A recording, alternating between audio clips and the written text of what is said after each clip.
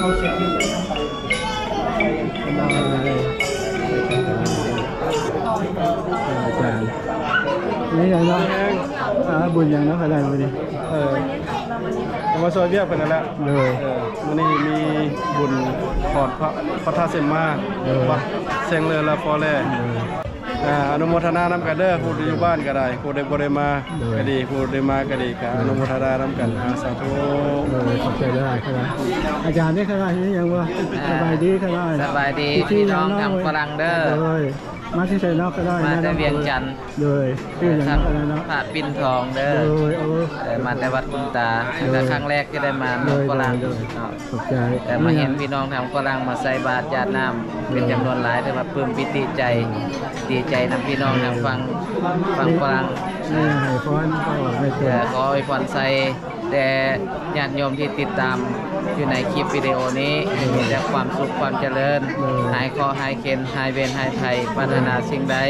ขอให้สมดังความมุ่งมั่นปรารถนาคุณพระพุทธให้ไปนำคำคุณพระธรรมให้ไปยูทรงคุณปริญญาทรงจงไปปกป้องคุ้มครองทุกทานทุกคนด้วยเถิดขอบใจหลายๆสาธุ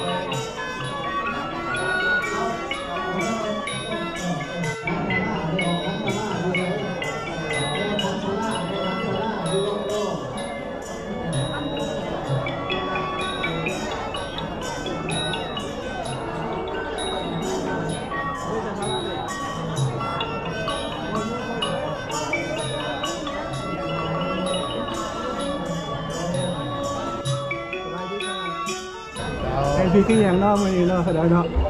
มารวมพิธีทอดปีสิงวัดจิตรนาคพวกเขาคณะสถานทูตก็มีความดีใจที่ได้มีโอกาสได้มาร่วมอุปโภคนาทานการทอดปีสิงอยู่วัดจิตรนาคก็ประเด็นวันนี้ก็ถือว่าเป็นนิมิตหมายอันดีเนาะเฉพาะของชุมชนชาวลาวชาวพุทธพวกเขาอยู่ต่างประเทศวันนี้ก็ได้มีครูบาอาจารย์จากประเทศลาวก็ได้มาเฉพาะนักวิโอตนได้รวมจากประเทศลาวแล้วก็มีองค์การชมพ่อแม่พี่น้องจากประเทศฝรั่งทุกทิศสารทิศได้มาร่วมในการให้ความสิทธิทานในวันนี้ก็ข้าพเจ้าก็ดีใจเนาะดีใจที่ได้เห็นพ่อแม่พี่น้องอยู่ต่างประเทศยังได้รักษาฮิตของประเพณีอันดีงามของคนลาวพวกเขาถึงจะอยู่แห่งบนไหน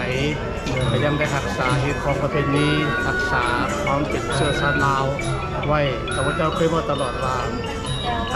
เกลือรักษาความเข้มไว้สันใดพ่อแม่พี่น้องคนเสื้อสลาพวกเขา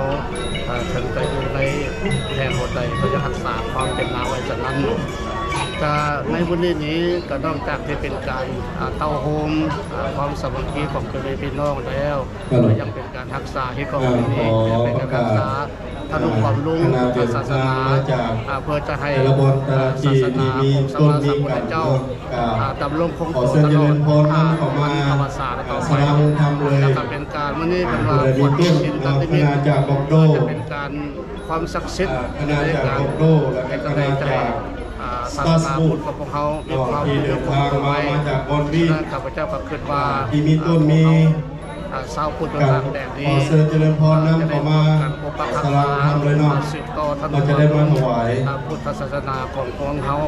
ให้ซิดประวัติศาสตร์ในตอนเช้านี่พอมาต่อไปถ้าบังคิดว่า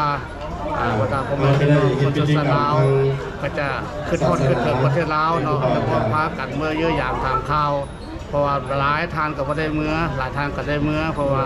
คันว่าได้เมื่อแล้วกับผู้ความเป็นจริงจะดังภาษิตบอกฮันว่า10 ปากว่าวัทอตาเห็น10 ตาเห็นวัทอมือถึงก็จะให้พี่น้องได้มีโอกาสได้อย่างยืนพ่อแม่บ้านเกิดของตนเพื่อให้ความสัมพันธ์ให้ความเกี่ยวเนื่องของตนให้ตัดขาดพอเดียวกันนี้ก็ขอบใจแล้วก็ขอโอยไซให้พรประทานว่าทุกคนที่มาในงานวันนี้ก็ขอให้ขอเอาคุณพระศรีรัตนตรัยและสิ่งศักดิ์สิทธิ์ในสากลโลกลงมาประสาทคุ้มครองให้ทุกท่านให้มีแต่ความผาสุกมีสุขภาพเข้มแข็งปราศจากโรคภัยไข้เจ็บขอเชิญเจ้าชะตาเป็นแต่ความสุขขออนุญาตจัตโรธรรมาวัฒนติอายุวันนางสุขังพระดับทุกท่านศาสนาบำรุงรักเขาไอ้ดีมาได้ใส่เนาะโอ้ยดีใจเด้มาจากเมืองลาวได้มาฮอดมาถึงเมืองปารีสจังแม่นดีใจในบุญอย่างนั้นมื้อนี้เนาะบุญนั้นเพิ่นขอดสิ่งเด้อันหยังก็ฟังลุงนิมิตเนาะโอ้ยจะแม่นบุญหลายได้มาฮอดมาถึงพี่เจ้านี่หยังฝากตอนพี่ตอนน้องโอ้ยตอนพี่ตอนน้องนี่ก็มีแต่หัวใจแล้วก็มีแต่หอยยิ้มและใบหน้าฝากให้หมดทุกคนเด้อคือนอนติดถึงหมดทุกคนขอบใจหลายเจ้าโชคดีขอบใจ